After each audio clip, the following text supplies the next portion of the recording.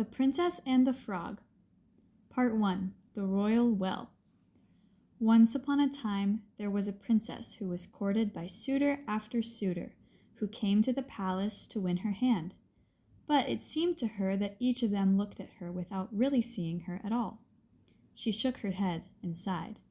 They act as if there is nothing more to a princess than her fine crown and royal dresses. One afternoon, after one of these suitors left, the princess exclaimed, "This is too much to bear. Sometimes I wish I were little again, before I had to deal with all these suitors." She remembered with special fondness a favorite ball, one that sparkled in the sun when she threw it high into the air. "I wonder what happened to that ball," she thought. A quick search, and there it was. Full of joy, she clutched her ball to her chest and ran outside to the palace yard, where she threw it higher and higher. One time she threw the ball higher than ever, and when she ran to catch it, she tripped on a tree stump. When the ball fell down, it plopped right into the royal well. She raced over to fetch it before it dropped too far down, but by the time she got there, she could no longer see it in the well water. "This is terrible," she moaned. "My ball got lost in this well." Just then a green frog poked its head above the water.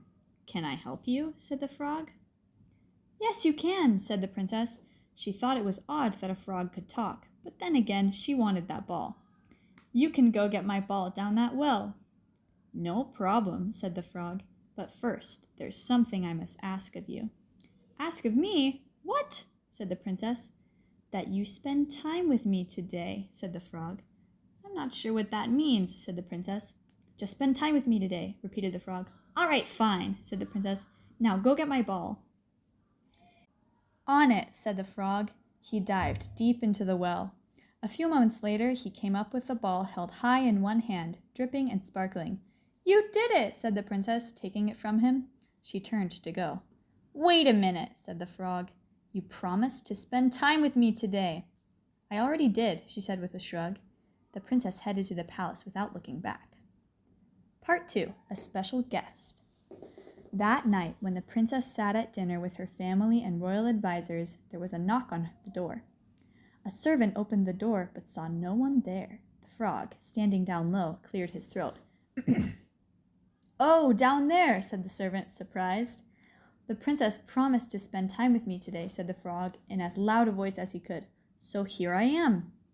"Daughter," said the king from the far end of the table, "did you promise to spend time today with this frog, as he claims?" "What if I did?" said the princess with a shrug. After a pause, she added, "Oh, very well then, come on in." The servants quickly set a new place setting for the frog, and he hopped over to the royal dining table. Conversation turned to a topic of concern in the kingdom. None of the royal advisors knew how to handle the matter. "Father, if I may," said the princess, "perhaps we could—" "Stop," said the king, cutting her off. "I have enough advisors, believe me." "If I may," said the frog, and it was the first time he had spoken at the table, "there is more to a princess than her fine crown and royal dresses." The princess stared at the frog.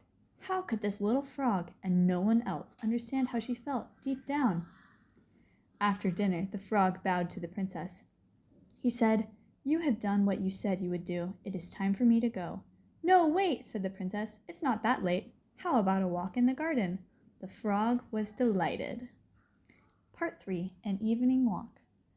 The two of them walked in the royal garden, the frog hopping along the stone wall so that he and the princess were at the same level and could talk more easily.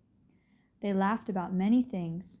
Later, when the sun set, they admired the deep rosy red streaks it cast into the sky. The princess said, "You know, being with you tonight was a lot more fun than I thought it would be." "I had a good time with you too," said the frog. "Who knew?" said the princess with a laugh. She leaned over and kissed the frog lightly on his cheek. At once, there was a puff of clouds and smoke. The small green frog changed into a young prince. The princess jumped back in surprise, and who could blame her? The prince, who had been a frog just a moment ago, quickly told the princess not to worry. Years before, he said, an evil witch had put a spell on him that he must stay a frog until he was kissed by a princess. The witch had laughed an evil laugh, saying, "Like that will ever happen." But now it did. The princess knew it must be true. The tone of voice of the prince, how he listened to her, and especially his eyes, these were all the same.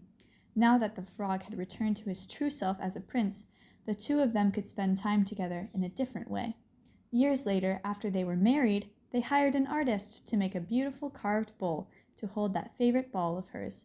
They placed the carved bowl on their dining room table, and when the sun shone in through the palace windows, the ball sparkled for all to see. The end.